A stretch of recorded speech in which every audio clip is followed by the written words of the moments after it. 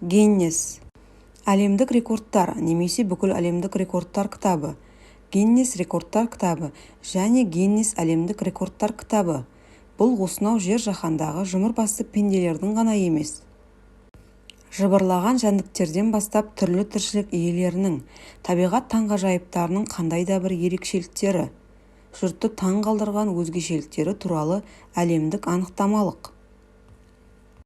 Ол алғаш рет 1955 жылы Гиннес деп аталатын ирландық сыра қайнатушы компанияның тапсырысы бойынша жарық көрген.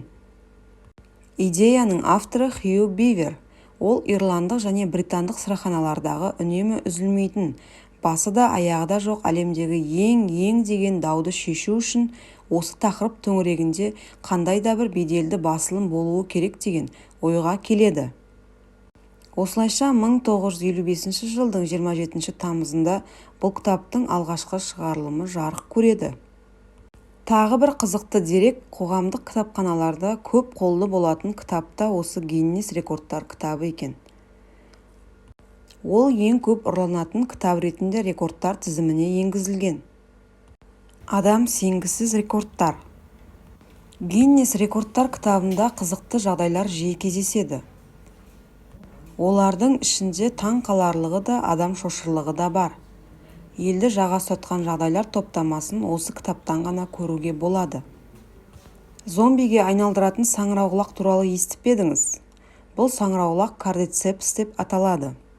Бұл паразиттер жәндіктерге, көбінесе құмырсқаларға шабуылдайды. Саңырауқұлақтың дәндері жәндіктердің денесіне жабысып, өзіне ыңғайлы орын тапқан соң, сол жерде көбейе бастайды. Ақыры жәндік өліп, оны мүк басып, оның орнына саңырауқұлақ өсіп шығады. Мұндай саңырауқұлақтар жәндіктер тұрмақ тышқандарды да өзінің құрбандарына айналдыра алатын күшке ие. Таң қаларсыз, алайда тотықұстардың барлығы бірдей мейірімді емес. Кея деп аталатын тотықұстардың түрі қойларға шабуыл жасап, кейде оларды өлтіріп те қояды екен. Бұл құстардың салмағы 1 келіден төмен, ал ұзындығы 45 см. Олар қойларға жалғыз болып та, тобымен де шабуылдай береді. Ал әлемдегі ең алыптал президент ақш-тың ұлттық саябағында өсіп тұр. Ағаштың жасы шамамен 3200 жыл, ал діңгегінің диаметрі 71 метрге жетеді. Секвойя деп аталатын бұл ағаш әлемдегі ең ірі ағаш болып саналады. Әлемдегі ең биік жылқының аты Самсон. Оның биіктігі 4 аяқтап тұрғанда 2 метр 20 сантиметрге жетеді, ал салмағы 1,52 тонна болады. Самсон 19 ғасырдың 40 жылдарында өмір сүрген жылқы. Оның бүгінгі күнге фотосуреттері жеткен. Ал 75 жастағы ағылшындық Альберт Маркантонио өзінің туған қалашығы Хитченде ұзындығы 165 сантиметрге жететін кәді өсірген.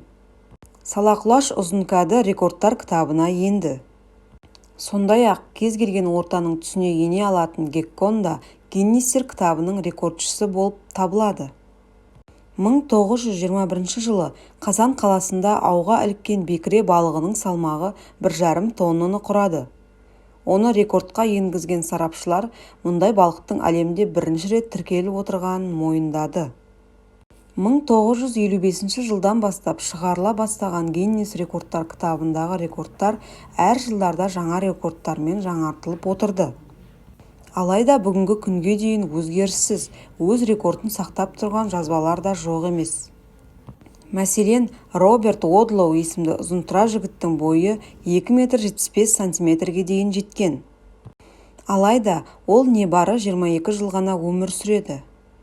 Бір таңқаларлығы, Роберттің тұқымында мұндай ерекше ұзын бойлы адамдар болмаған. Оның әкесі де шешесі де орта бойлы адамдар екен. Роберт Гиннес рекордтар кітабына әлемдегі ең ұзын ер адам ретінде енген. Ал ең ұзын әйел Цзян Синлян Қытайдың Хунань провинциясында дүниеге келген. Оның бойы 17 жасында 2 метр 46 сантиметрге жетеді. Алайда Цзэн де өмірден ерте озады. Оның пешенесіне 17 жыл өмір сүру ғана жазылады. Ол 4 айлығынан бастап күн санап емес, сағат санап өсе бастайды.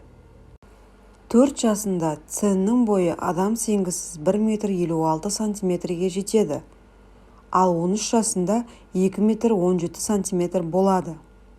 Ол әлемдегі ең ұзын әйел ретінде Гиннес кітабына енгізіледі. Ал әлемдегі ең үлкен кеңсе туралы естіп пе едіңіз? Көз алдыңызға мұнарасы көк тіреген зәулім ғимарат елестеген болар. Шынтуайтында мүлдем олай емес. Бұл 5 қабат әкімшілік ғимарат. Бұл ғимаратта бір уақытта 31 мыңнан астам адам жұмыс істеген кездер болған. 2020 жылы әлемдегі ең бай адам Amazon компаниясының негізін қалаушы Джефф Безос болды. Оның байлығы 146,9 миллиард долларға бағаланады. Тырнағы ұзын жігіт туралы бұрын-соңды естіген боларсыз.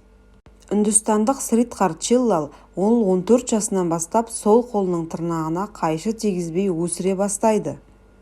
Осылайша ол тырнақтарын 66 жыл бойы баптап күтіп өсірген. Оның сол жақ қолының тырнақтарын өсіруінде де үлкен мән бар.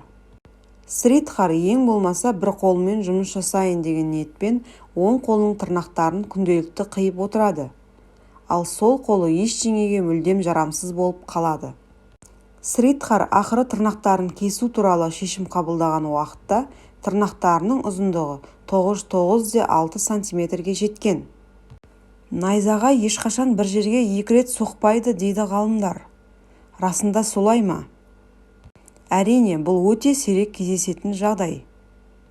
Ал Рой Салливанға найзағай 7 рет түскен, және ол 7-еуінде де найзағай соққысынан тірі қалған.